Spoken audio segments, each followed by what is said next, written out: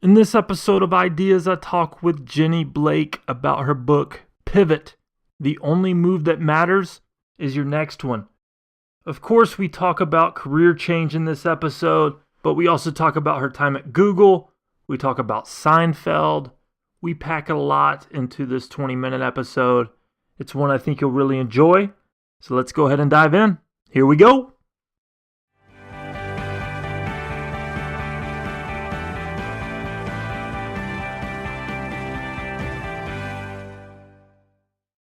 All right, today's guest is Jenny Blake. She's an author, career and business strategist, and international speaker who helps people move beyond burnout and build sustainable, dynamic careers they love. And she's here today to talk about her book, Pivot. Jenny, thank you so much for coming on the show.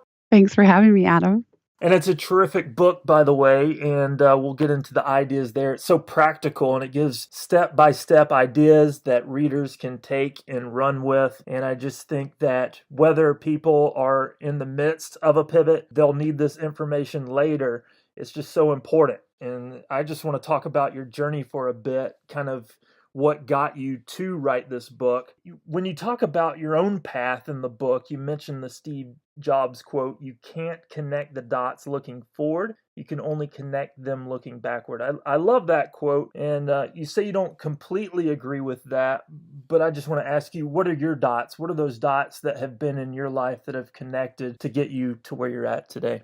Yeah, the reason I said, and of course, any quote taken so out of context, Right. but I said, I do think we can get better at connecting the one dot looking forward. We don't have to have a whole linear career path mapped out. That's impossible. But when you ask about my dots looking backward, I was at UCLA, took a leave of absence to work at a startup for 2 years. Mm-hmm. When I hit a plateau there and couldn't see my growth continuing, I ended up moving over to Google, where I was for 5.5 years. I had one major pivot internally from the product training team over to the coaching and career development team. And then when my first book came out in 2011, I pivoted to go out on my own and try and move to New York. And I gave myself 6 months of savings to try to make it, quote, make it. And 6 months now, in New York City, an expensive yeah. city. And 2 years into running my business, I was starting to really struggle to figure out what's next, and this time without a paycheck to fund that question. And now, as we record this today, it's been 7 years of running my business, and Pivot was really born out of that kind of panicky period in my own business, realizing that my livelihood depended on how well I could answer this question, what's next? And looking back and seeing that I was changing every few years, and it often felt like a crisis. And so I felt like either there's something wrong with me and I'm one of these entitled millennials that the media can't stop harping on, or we're all going to have to change more frequently. We are going to choose to pivot, and we're going to get pivoted. Many organizations are reorging as much as they're orging, like we would joke at Google. And not just that, but pivot, in the way I've written this book, the pivot method can be used to map your growth even within your role or business, a way to figure out what are the next projects that are most exciting, what pilots or small experiments do you want to run. So by no means does pivot have to also mean these big dramatic changes. That's the opposite of the message. Mm-hmm. Yeah, and it really is this step-by-step thing that you give. But when you talk about that, you just remind me of the different fears that we go through when we take these steps, whether big or small. What were some of those fears that you encountered when you were going through this, and how did you fight those fears, would you say? In all cases, for so many of us, career change does bring up our biggest fears because it's so directly tied in with money. And we worry, our big fear is that if we make the wrong move or the wrong decision, then, oh my goodness, the thoughts spiral all the way down to living in a van by the river and, Right. and not being able to recover. So one way that I combat that, and this is a book for pragmatists, the Mm-hmm. pivot is not for the people who are ready to take out a second mortgage on their home and go all in on some wild business idea that you might read about every now and then in the magazines. This is a method of looking at what's already working, seeing how you can do more of it, understanding what success looks like 1 year from now. Farther out is not necessary. And then devising small experiments that will help you test a hypothesis before you go all in, without waiting until you have the perfect solution. So another big fear that I see people experience with career is I'm a little restless, I'm getting bored, or maybe straight up I'm have to make a change urgently. Maybe your body is giving you signals. And their fear is so big that they kind of fall into a state of paralysis. They're not doing anything at all. Mm-hmm. And what I found in my career and in my business is I actually can't know exactly upfront which of my ideas are going to work. I have to run several experiments in parallel and then let them show me which ones start gaining natural momentum on their own. Yeah, that's so important. That's really good. And you talked about, I was going to ask you about people who feel like they always have to be in control and have control of the future and having everything planned out, and you really touched on it there. You also in the book, though, say you're not a fan of the question, where do you see yourself in 5 years? And that's a question that we kind of all grow up with, that people tell us that we should ask ourselves and plan for and get some sort of idea. But that brings me to the question of planning, because I'm a planner. I'm sure other people feel like they need to have the future planned out, even though the future never turns out how we think it will. Where does planning fit in then? How should we view planning?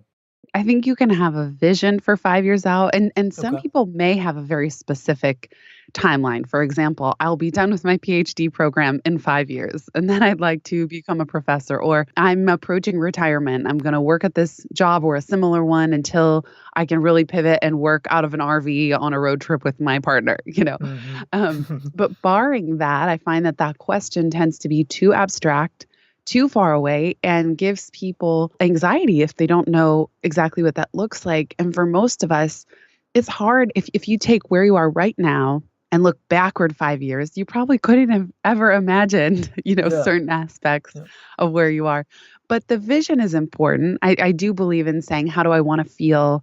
What is my ideal average day? What types of projects and work lights me up? How am I excited to grow? How do I want to make an impact? I just believe that you can answer those questions through the lens of 1 year Gotcha. and be very concrete. But that said, some people enjoy doing a visioning exercise where it's like, look back on your life when you're 90, So Mm-hmm. Right. I just don't think it's that helpful in a career and even interviewing context. Yeah, that makes sense. So, yeah, you're talking about planning a year then, and each year will lead up to your 5 year. It's getting more concrete than that. Is that kind of what you're saying then? Yeah, and that they build and we get surprised and Mm-hmm. things happen beyond our wildest imagination. And in some cases, we get pivoted. That happens a lot. And so it ends up, if we attach too specifically to 5 year plans, it tends to create more anxiety along the way, at least for me. And we've talked about work, and people might find themselves right now in maybe a job that they don't enjoy, or maybe they enjoy it, but they're kind of looking for something else. But you mentioned Jerry Seinfeld in the book and his web series, Comedians in Cars Getting Coffee. It was one of your favorite shows, one of mine too. I love it. Mhm. And you point out the fact that he was able to pivot into something where he was using his talents, but also his passions. And I'm just wondering, just from your vantage point, from your perspective, one, which is more important, producing work that people enjoy, enjoying the work you do, but then two, what does it look like to combine all of them in more of a everyday role rather than looking at Jerry Seinfeld? Maybe someone out there is wondering how they can combine their passions and talents into a job. What does that look like exactly?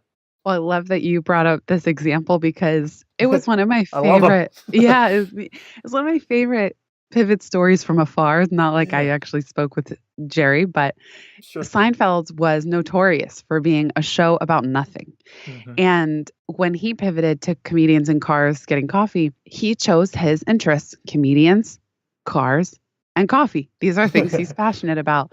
And then in the episode with President Obama, as I share in the book, he says there's nothing more nothing than this about his show format of just shooting the breeze with Yeah. people that he finds interesting. what I like about his story, which I do think is accessible to anyone, even if you can't do it full time, is to say, what is this intersection that I love? What is my odd Venn diagram? People wouldn't have said it's such a natural thing to put comedians plus fancy cars or, unique cars and coffee. Right. But when he does it, it all ties together. And then the exact right audience is attracted to it.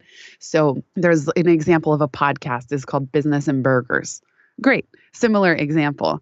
And things like podcasts or like interview series, or even just taking classes that interest you, those don't have to be a full-time job. Jerry Seinfeld had the advantage of millions and millions of dollars in the bank when he launched that show. And yet he still wanted to monetize it. He still wanted to prove the economic viability of creating a web series. And that was important to him. So I like that he didn't ignore the fact he didn't want it to just be some pet project that he funded with no feedback from the marketplace. He actually sought to get advertising and then improve the quality of the production over time. That's another big pointer here is don't try and be perfect out of the gate or it will never happen. You've got to start scrappy, as we would say at Google.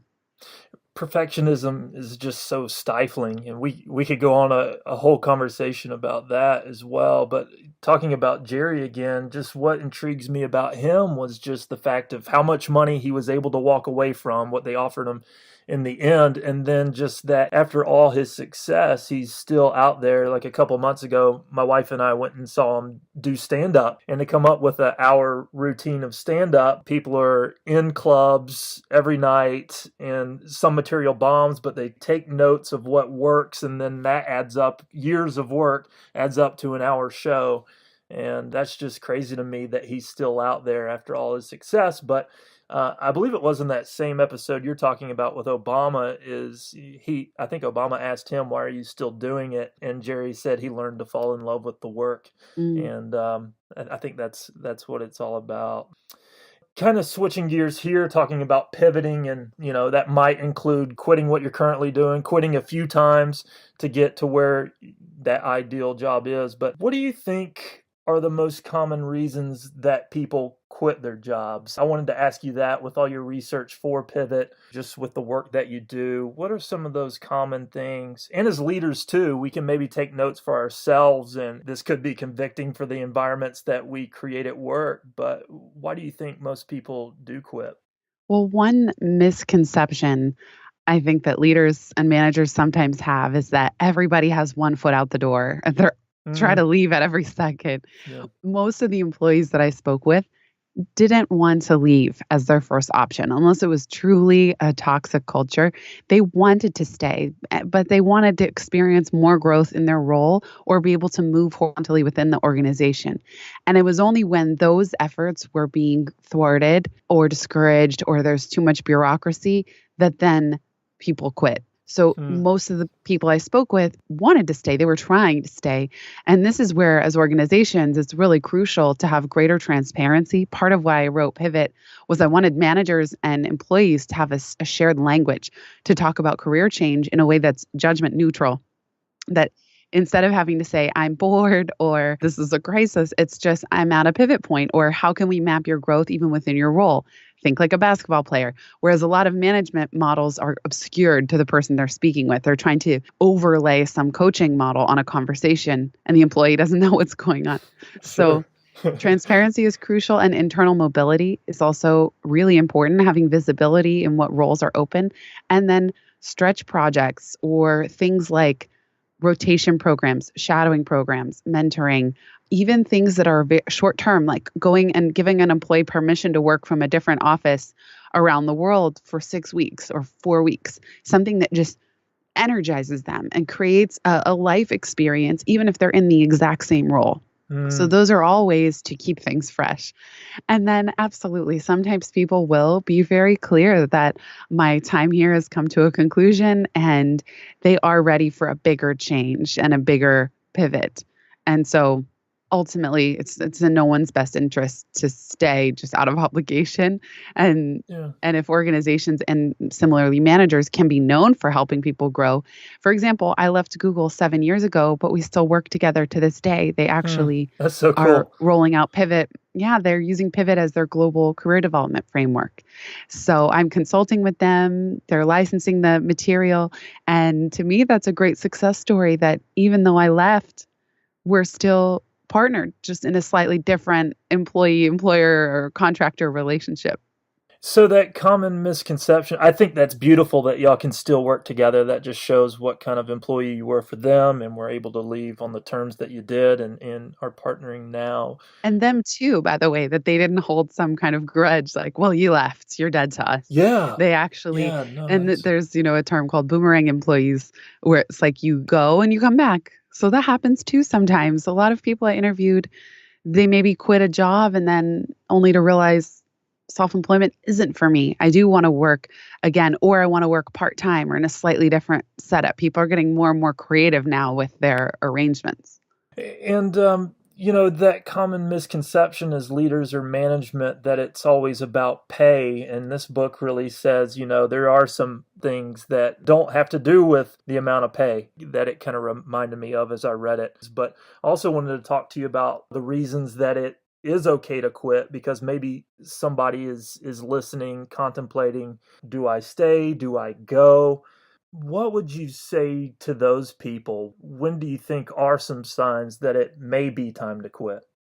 One of the biggest signs that you're overdue to quit is just your health starts sending you signals, like getting sick more often. I had one friend who would get panic attacks when she would get off the subway on her way into the office. Oh, That's really wow. a sign. So if you don't move quickly, eventually your body will start sending louder and louder signals. Another, if you're bored or if you're staying only out of fear or obligation. Sometimes, let's say somebody was thinking of leaving, but then now they've just had twins or they've had a child and a young child. Well, then they might make the choice to stay. Actually, right now, my priority is readjusting my family and I do need this income. In which case, you got to make an attitude adjustment that instead of this company, sometimes people, it's like they're not willing to leave, but they just see the company as the enemy. Well, they're funding your life and Yeah. that paycheck can be a really valuable incubator for whatever side projects you are interested in. So not to disparage what the job is actually providing for you, but there are many people where, especially coaching clients I work with, where they just kind of have an increasing sense of dread. Like, as much as even if they want to make it work or they think they should make it work, they're just a sense of dread really going into the office or feeling so stuck or feeling like they have made every best effort to try to pivot internally and they're clear that the culture is no longer for them or the pace or the location or they have something more compelling that they want to do or they're pivoting to a different industry. Mm. And all of those are perfectly viable reasons to leave. It's just we don't live in a culture anymore where we are staying at companies for 30 years and companies aren't Yeah. keeping Right. employees for 30 years. So many people I interviewed pivoted, got fired or got let go or their company got acquired and then they were fired. All kinds of crazy stuff happens. And I think a point you brought up a little bit ago, just knowing who you are, like you said, it was okay that they weren't meant to be self employed, to be an entrepreneur, and it's okay to be on a team helping a business grow. And coming to that understanding as far as who you truly are and where you fit into the overall business landscape is so important. Kind of wrapping up here, there's a question I like to ask at the end of every show. If you have one piece of advice that you'd like to leave people with today, what would that piece of advice be? Mm. Figure out what most excites you in terms of how you want to grow in the next year and what kind of impact you would be proud to make. So this visioning, it's visioning for what smashing success would be 1 year from now. That often when it comes to pivoting, we're so focused on what's not working, what we don't want, what we don't have, that doesn't actually fuel the conversation forward. So if you can spend some time envisioning what success looks like, then I'm going to cheat and give a second assignment, which Yeah, is yeah. figure out what's one small experiment you can run. Is it signing up for an introductory class in an area that interests you? Is it initiating a stretch project at work? Is it exploring some kind of side hustle that would meet your desire to grow personally? So just some small experiment that you can do with 1 or 2 hours a week. Mm. if not just 15 minutes. I mean, it can start really tiny. Yeah, no, that's such good advice. And that kind of takes us back to that small conversation we had about perfectionism and being willing to make mistakes. I like how you call it an experiment. And, you have to be willing to try things and learn from your mistakes and keep moving. That's such beautiful advice. Jenny, so my last question for you is, where would you like to send people to find out more about you and your work? Mm. Thank you, Adam. Thanks for all the great questions. I have a podcast called Pivot Podcast, and I recently did an episode on perfectionism, if anyone wants more on that topic. Perfect. And you can also find a ton of resources at pivotmethod.com/toolkit. There are lots of free tools and templates. And for those of you who are leaders and managers, head to pivotmethod.com/lead. And then if you want an ideal day Mad Lib to help you map out that vision that I recommended for homework, that's at pivotmethod.com/ideal day. Awesome. Thank you again, Jenny, for coming on the show. It was an amazing conversation. I learned a lot, and I think listeners did as well. Thank you so much, Adam. And thanks everybody for being here listening. Thank you for tuning in. I hope you got something out of these ideas. Go ahead and subscribe so you don't miss an episode.